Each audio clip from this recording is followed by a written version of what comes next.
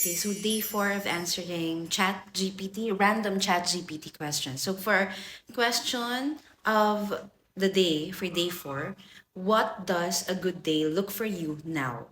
So, nung nakaraan kasi nag-glamping kami no, sa Silang. So, I think that is the perfect, one of the perfect days, no? Kung iisipin ko.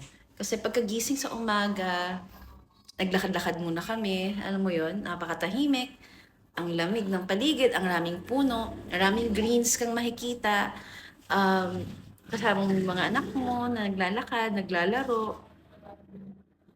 So I think that is my perfect morning.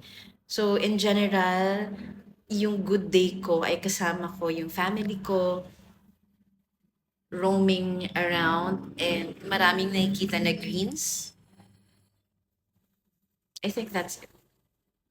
Basta healthy kami, walang may sakit, masaya lahat, at walang away. Yun lang. See you tomorrow for our day 5.